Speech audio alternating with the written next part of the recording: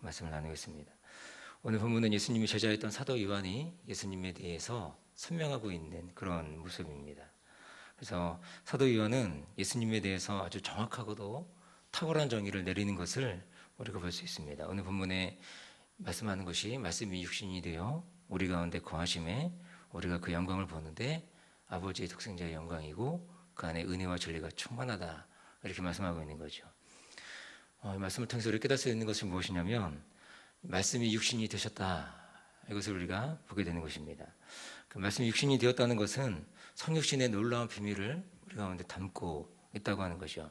성육신이 무엇입니까? 하나님이신 예수님께서 이 땅에 우리와 같은 몸을 입고 이 땅에 태어나셨다는 것입니다. 그래서 우리가 성탄절 그렇게 우리가 부르는 거죠. 그러니까 예수 그리스도께서 우리와 같은 육신의 몸으로 이 땅에 오신 날, 이것이 바로 성탄인 것입니다. 여기에 놀라운 비밀이 있는데, 예수님께서 이 땅에 육신의 몸으로 오신 이유와 목적이 무엇입니까? 그것은 바로 우리를 위해서라고 하는 것이죠. 우리의 구원을 위해서 예수 그리스도께서 이 땅 가운데 오셨다고 하는 것입니다. 하나님이신 예수님께서 무엇이 아쉬워서 이 땅 가운데 오셨겠습니까? 그것은 바로 단 하나, 저 여러분들을 구원하시기 위해서 이 땅 가운데 오셨다고 하는 것입니다. 그래서 예수님의 이 성육신, 예수 그리스도께서 이 땅에 오신 목적과 이유를 얘기할 때 우리가 두 가지를 얘기할 수 있을 것 같습니다. 한 가지는 무엇이냐면 예수님 오신 이 목적은 우리 가운데 진정한 중보자가 되기 위해서 우리 가운데 오셨다고 하는 것입니다. 그러니까 중보라는 것이 무엇입니까? 중보라고 하는 것은 이 편과 저 편에 서서 둘 사이를 화해시키는 것, 그것이 바로 중보라고 하는 것이죠. 근데 이 땅 가운데 진정한 중보자가 되기 위해서는 하나님과 우리 사이에 막혀 있는 그 담을 허물기 위해서는 우리 가운데 중보자가 필요한데, 그 중보자는 예수 그리스도밖에 없다라고 하는 것이죠. 그래서 우리 인간의 형편과 처지가 어떠냐? 우리 인간의 형편과 처지는 우리는 죽은 존재, 우리는 예수님을 만날 수도 없고 우리 하나님 찾을 수도 없고 하나님께 나아갈 수도 없는 존재가 바로 우리의 존재됨이라고 하는 것입니다. 그래서 그런 존재된 우리의 하나님께 정말 결코 나아갈 수 없는 우리들을 향해서, 우리 죽은 존재들을 향해서 예수님께서 이 땅에 오셔서 참된 화해자로, 중보자로 이 땅 가운데 오셨다고 하는 것입니다. 이것이 우리 가운데 큰 은혜가 되는 것이죠. 그래서 예수님께서 인간의 몸으로 오신, 그래서 하나님 편과 인간의 편에 서서 그 가운데에서 우리 가운데 참된 화해자와 중보자가 되신 이 사건이 바로 이 성육신의 놀라운 비밀을 담고 있는 모습이라고 하는 것입니다. 그래서 하나님 편에 서서 하나님이신 예수 그리스도, 또 인간이신 예수 그리스도, 그래서 예수 그리스도께서 인간의 몸을 입고 이 땅에 오신 그 참된 의미가 바로 우리 가운데 참된 중보자로 오신 그 모습이라고 하는 것입니다.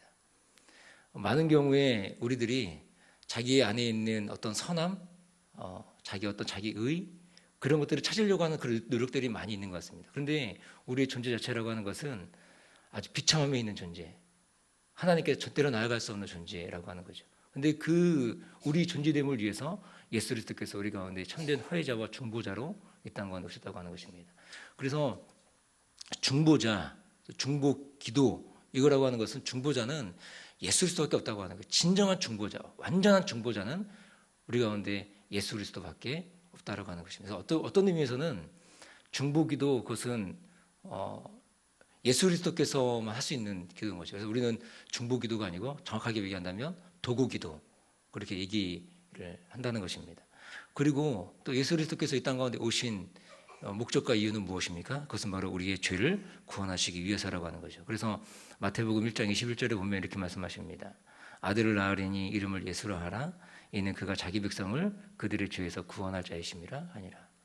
그러니까 예수 그리스도께서 이 땅 가운데 구원하실 때 그 모습은, 우리가 예수님이 우리를 구원하셨다라고 생각할 때는 그냥 십자가에서 예수 그리스도께서 나를 위해서 대신 죽으셨다, 그냥 거기까지만 생각하는 그런 경우가 많이 있는 것 같습니다. 근데 우리가 예수 그리스도의 십자가의 의미를 생각할 때는 거기서만 그치는 것이 아니라 예수 그리스도께서 이 땅 가운데 성육신하시고 오신 순간부터 십자가를 지시는 그 순간까지의 예수님의 공생의 전 기간, 그 기간 가운데 예수님이 하셨던 일이 무엇인가라고 하는 거예요. 그것은 바로 하나님의 율법을 완벽하게 순종하시고 그 하나님의 율법을 완벽하게 이루신 그 예수 그리스도의 의와 공로가 있다라고 하는 것입니다. 그래서 예수님께서는 이 땅에 태어나신 순간부터 죽으시는 순간까지 단 한 번도 죄를 짓지 않으시고 또한 하나님의 그 놀라운 율법의 의를 완벽하게 이루신, 그래서 우리 인간된 우리의 모습은 하나님의 율법을 완벽하게 이룰 수 있습니까? 율법을 우리가 완벽하게 그 율법의 요구를 우리가 순종할 수 있습니까? 우리는 그럴 수 없다라고 하는 거예요. 우리는 그럴 수 없지만 예수 그리스도께서 이 땅에 오심으로 하나님 아버지의 그 율법, 그 의, 이것을 완벽하게 순종하시고 완전하게 이루셨다고 하는 거예요. 그래서 태어나시고 자라시면서 그리고 공생애를 시작하시면서 마귀에게 시험 받으시고 그리고 십자가에 지시기까지 그 순종하셨던 모든 그 순종함이 있다라고 하는 것이, 그것이 바로 우리 가운데 공로가 되는 거예요. 우리는 우리의 공로로 나갈 수 없잖아요. 오직 무슨 공로입니까? 예수 그리스도의 십자가의 공로인데, 예수 그리스도께서 십자가에서 이루시기까지 그 전생애 가운데 있었던 모든 그 공로함이 있다는, 의가 있다는 것입니다. 율법에 완벽하게 순종하신, 완전하게 순종하신, 능동적으로 순종하신 이 순종의 결과 우리가 그것을 의지하고 나가는 거죠. 그게 나의 의가 되는 거예요. 예수 그리스도의 이루신 그 의가 나의 의가 된다고 하는 것입니다. 어떻게 나의 의가 됩니까? 믿음으로 그것이 우리 가운데 의로 여겨진 바 된다라고 하는, 그것이 바로 이신칭의의 의가 된다라고 하는 것입니다. 그래서 예수 그리스도께서 이 땅 가운데 오신 두 가지의 큰 목적이 있다라고 하는 것입니다. 우리 가운데 중보자로 오셨고 우리 가운데 구속자, 속량하는, 우리를 구원하시는 구원자로 이 땅 가운데 오셨다라고 하는 거죠. 이 예수 그리스도의 성육신의 의미, 이 비밀을 우리가 깨닫고 알고, 그래서 이 예수 그리스도의 십자가의 놀라운 사건과 의미를 기억하고 나아가는 저 여러분 되시기를 주님의 이름으로 축복합니다. 그런데 많은 사람들 어떻습니까? 예수님의 성육신의 사건과 의미를 제대로 이해하지 못하고 있는 안타까움이 있다라고 하는 거예요. 성탄의 진정한 의미를 찾기보다는 그저 이제 휴일의 개념이 되어버린 거죠. 가족이나 연인들끼리 그런 즐겁고 행복한 그런 날로만 인식되어 있는 그런 모습이라고 하는 것입니다. 그래서 성탄의 의미를 잘못 알고 있는 그런 모습이 아닌가라고 하는 거죠. 여기서 한 가지 더 살펴볼 것은 무엇이냐면, 말씀이 육신이 되어 우리 가운데 거하심에라고 할 때 이 거하신다라고 하는 의미를 원어로 보면 장막을 치다, 이런 의미를 가지고 있다라고 하는 거예요. 장막을 친다.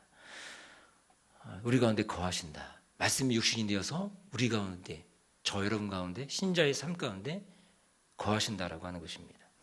구약시대에 하나님의 영광이 임재했던 곳은 어디입니까? 성막이죠. 하나님께서는 구약에서 성막에 거하셨는데 이제 그 하나님께서 어디 가운데 거하시겠다라고 하는 거예요? 저 여러분들에게, 저 여러분들의 살아가는 모든 신자의 삶 가운데 거하시겠다라고 하는 것입니다. 이것이 얼마나 놀라운 사건입니까? 구약에서 하나님 만날 수 있었던 사람은 누굽니까? 대제사장이 1년에 한 번 대속죄일에 하나님 만나러 갔습니다. 그런데 이제는 하나님이신 예수님께서 우리의 삶에, 우리의 삶 한복판에 거하시겠다 말씀하시는 거예요. 우리와 늘 함께 하시겠다 말씀하시는 거죠. 그것이 바로 어떤 의미예요? 우리가 늘 함께 하시겠다, 임마누엘 하시겠다 라고 하는 그 놀라운 의미를 담고 있는 것입니다. 그래서 마태복음 1장 23절에 보면 이렇게 말씀하는 거죠. 보라, 처녀가 잉태하여 아들을 낳을 것이요 그의 이름은 임마누엘이라 하리라. 이를 번역한즉 하나님이 우리와 함께 계시다 합니다 말씀하는 거예요. 이 놀라운 역사가 바로 무엇입니까? 말씀이 육신이 되어 우리 가운데 거하신다 라고 하는 의미가 되는 거죠. 아까도 말씀드렸듯이 우리는 하나님을 찾을 수 없을 정도로 타락한 존재입니다. 말할 수 없는 비참함에 빠진 존재가 바로 우리라고 하는 거예요. 하나님 우리 가운데 찾아오시지 않으면 우리는 아무런 소망이 없는 존재라고 하는 것입니다. 그런데 그런 우리 존재됨에 거룩하신 하나님께서 우리를 사랑하시기로 작정하시고 자신의 아들까지도 아낌없이 주신 사건이 바로 이 성육신의 사건인 거죠. 그래서 성경은 말씀하시기를 로마서 5장 8절에 이렇게 말씀합니다. 우리가 아직 죄인 되었을 때에 그리스도께서 우리를 위하여 죽으심으로 하나님께서 우리에 대한 자기의 사랑을 확증하셨다 하시는 겁니다. 우리가 아직 죄인 되었을 때에 하나님의 사랑을 확증한 그 시작이 뭐예요? 우리를 사랑하시기를 작정한 그 시작이 바로 말씀이 육신이 된 사건이라고 하는 거예요. 성육신이라고 하는 것입니다. 말씀이 육신이 되어 우리 가운데 거하신 이 놀라운 은혜라고 하는 것입니다. 이 은혜를 날마다 잊지 않고 살아가는 저 여러분 되시기를 주님의 이름으로 축복합니다. 또 뭐라고 그러느냐? 하나님의 영광, 여기 말씀해 보니까 14절에 보니까 이렇게 말씀하죠. 우리가 그 영광을 보는데 아버지의 독생자의 영광이다 그러는 거예요. 사도 요한은 예수님을 설명하면서 누굴 보느냐? 예수님이 보면서 하나님의 영광을 보는 그 사도 요한의 모습을 우리가 보는 겁니다. 사실은 예수님 12제자가 있는데 12제자 가운데 그 십자가까지 마지막까지 따라갔던 제자가 누굽니까? 사도 요한 아니겠습니까? 다른 제자들은 다 도망갔지만 사도 요한은 끝까지 예수 그리스도의 십자가 앞에까지 나아가는 그 제자됨의 모습을 보여주고 있죠. 어떻게 그런 일들이 가능했을까 생각해 보면 오늘 이 본문 말씀을 통해서 우리가 알 수 있지 않을까 싶습니다. 사도 요한이 하나님의 영광을, 예수 그리스도를 통한 하나님의 영광을 바라봤을 때, 그때 끝까지 예수님을 따라가는 제자됨의 모습을 보여주고 있는 것이 아닌가라고 하는 거죠. 우리 가운데 필요한 것이 무엇입니까?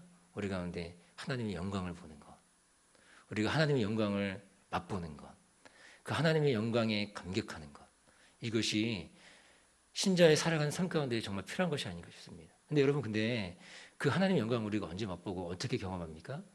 우리가 예배 시간에 하나님을 예배할 때에 하나님이 우리 가운데 영광으로 보여주시는 것들을 경험하는 일들이 있다고 하는 거예요. 그래서 예배가 중요한 이유가 무엇입니까? 하나님의 영광을 우리 가운데 보여주시는 통로가 되기 때문이라고 하는 거예요. 그 예배 시간을 통해서 하나님의 영광을 맛보고 경험하는 그런 은혜가 저 여러분 가운데 있기를 주님의 이름으로 축복합니다. 그래서 뭐 예배 드릴 때마다 우리가 예배가 있을 때마다 그 하나님의 영광을 맛보고 경험하는.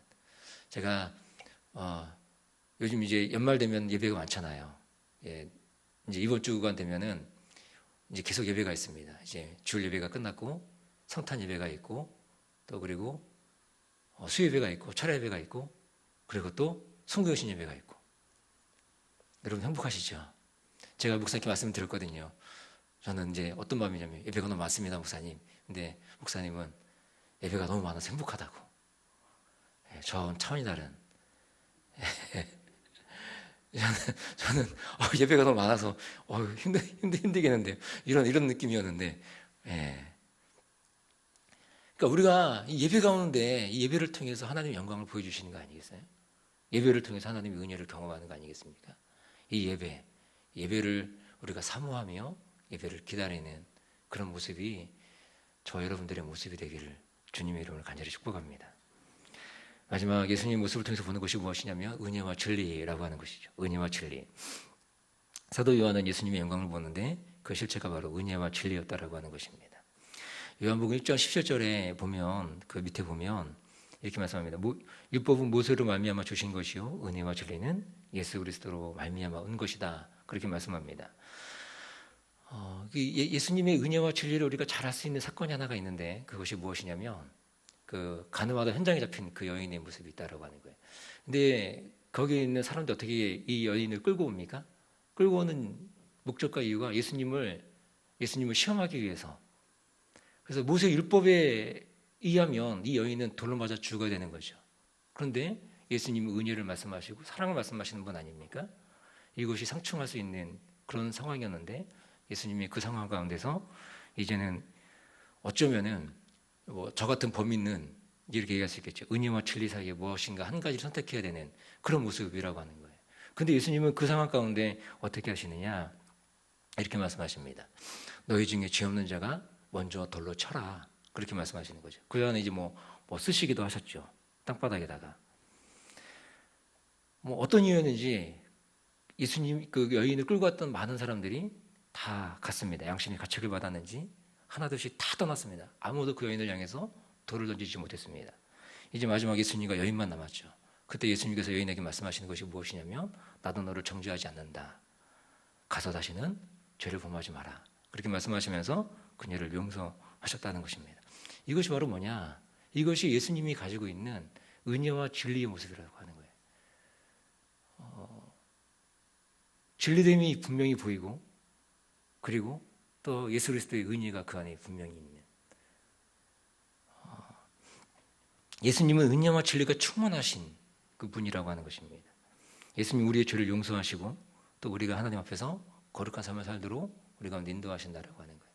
그래서 우리 안에 내주하신 성령께서 우리 가운데 뭘 주시는 거예요? 선을 행할 의지를 계속적으로 불어넣어 주신다는 것입니다. 그래서 구원받은 신자의 삶에는 바로 이것이 있다고 하는 거예요. 구원받은 신자의 삶에는 이제는 구원받았으면 아마 이 여인은 아마 그랬을 것 같습니다. 이제는 예수 그리스도 말씀하신 것처럼 다시는 죄를 범하지 말라라고 했을 때 이제는 그의 예수 그리스도를 영접하고 구주로 영접하는 그 순간 가운데 우리 가운데 내주하시는 분이 누구예요? 성령님. 그 성령님이 우리 가운데 이 여인 가운데 계속적으로 이제는 물론 육신의 몸을 입고 있기 때문에 죄의 유혹이 계속 있을 수 있겠죠. 그러나 그 안에 이제 신자에 대한 삶의 모습 가운데 뭐가 있는 거예요?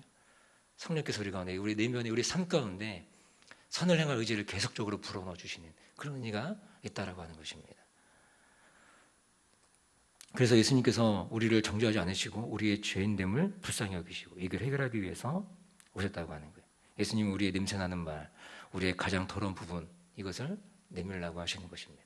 그리고 내가 그것을 주님 앞에 내밀었을 때 우리는 주님과 상관없는 삶이 아니라 이제는 주님의 그 은혜 가운데 나아가는 은혜를 경험하는 참된 믿음의 삶이 된다고 하는 것입니다. 이런 은혜가 예수 그리스도를 사도 요한이 바라봤을 때 그 은혜가 말씀하시는 이 예수 그리스도를 설명하는 이 은혜가 저 여러분 가운데 있기를 주님의 이름으로 간절히 축원드립니다. 기도하겠습니다. 좋으신 아버지 하나님,